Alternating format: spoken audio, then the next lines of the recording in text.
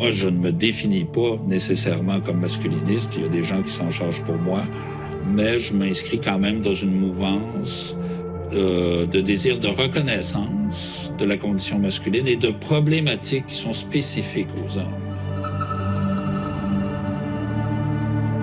On nous fait passer pour des gens bardés de privilèges. Or, dans la réalité, il y a des problématiques où les hommes sont majoritaires. Je ne dis pas qu'ils sont les seuls, mais ils sont majoritaires. Le suicide, le décrochage scolaire, les accidents du travail, la toxicomanie, l'itinérance sont des problématiques où les hommes ont le haut du pavé. C'est malheureux, mais c'est comme ça.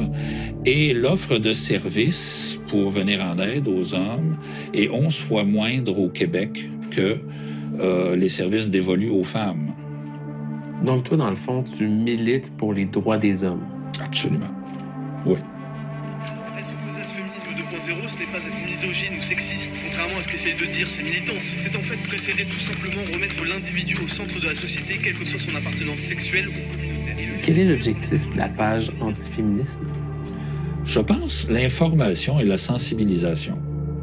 Et alors là, j'en profite pour le souligner, c'est un féminisme que nous dénonçons, qui est le féminisme dominant actuel, qui soit, qu'on l'appelle étatique, intersectionnel, néo-féminisme ou féminisme troisième vague. C'est ce discours-là qui pose problème en ce moment.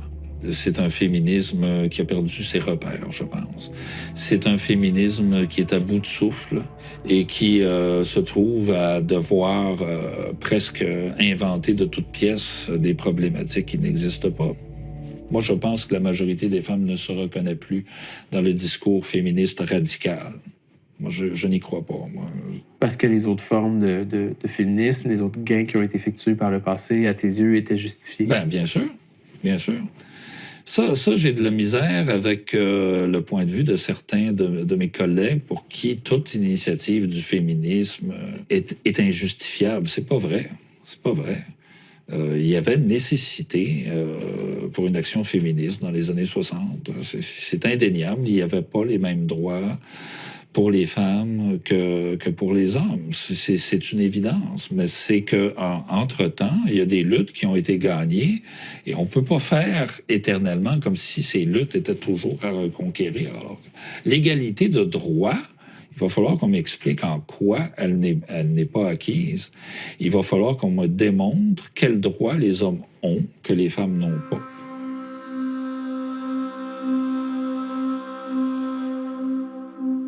Presque tout s'est passé en ligne. Tu as commencé par lire des blogs en ligne, tu as commencé à écrire, bon oui, un peu dans les journaux, mais tu as commencé à écrire ton propre blog. C'est vraiment en ligne que ça se passe, les actions pour les droits des hommes. Pourquoi ça se passe en ligne, puis pas ailleurs? Parce que les médias mainstream sont très timides sur ces questions-là. On dirait qu'ils ont très peur d'indisposer les féministes. Ça fait 50 ans là, qu'on parle de conditions féminines, qu'on parle de problématiques féminines, qu'on parle d'inéquité salariale, de violence conjugale, d'agression sexuelle, de double journée de tâches. On ne parle que des femmes. Je me demande s'il peut se passer une journée sans qu'il soit question dans les médias de problématiques féminines, réelles ou supposées. Moi-même, j'ai eu un blog au Huffington Post qui a été, au bout de 2 ans, fermé sous les pressions de militantes extrémistes féministes. Et pourtant, il y a 2 ans, il y a eu une éditrice du Huffington Post américain qui a, pour souhait de nouvelle année, souhaité de tuer tous les hommes. Elle a écrit « Kill all men ». On n'a jamais fermé son blog.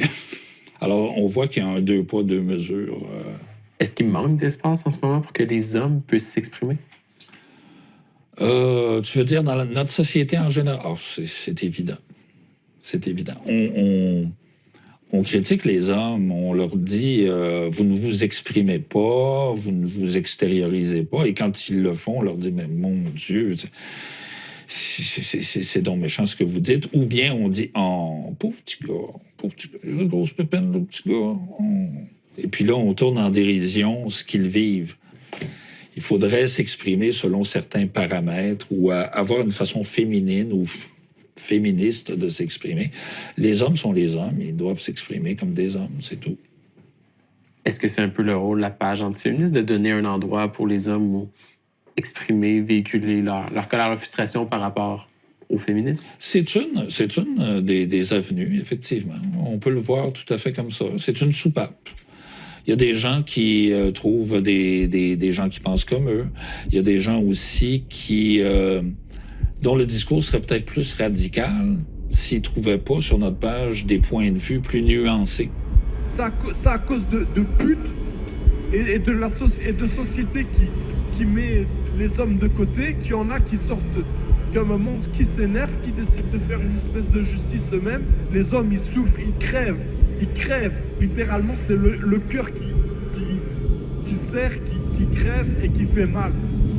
Des fois, les gars nous arrivent avec une révolte parce qu'eux-mêmes vivent des situations très difficiles. Et quand ils tombent sur certains points de vue qui sont exprimés sur notre page, ils arrivent à mettre des mots MOTS sur les mots MAUX. Et ça peut les calmer. C'est sûr qu'on voit ça de façon rétrograde, les fameuses tavernes. Je suis pas pour le retour à ça. Je suis pas pour le retour à ça, quand même. Je pense que les hommes et les femmes devraient vivre en société ensemble. Mais ce que je comprends avec le recul, c'est que les hommes se retrouvaient entre eux puis avaient un espace. Il faudrait... est-ce que la page antiféministe ou les autres pages tiennent lieu de taverne sur le web? Je ne le sais pas. Mais je pense qu'il y a toutes sortes de risques là, qui menacent des hommes qui sont repliés sur eux-mêmes.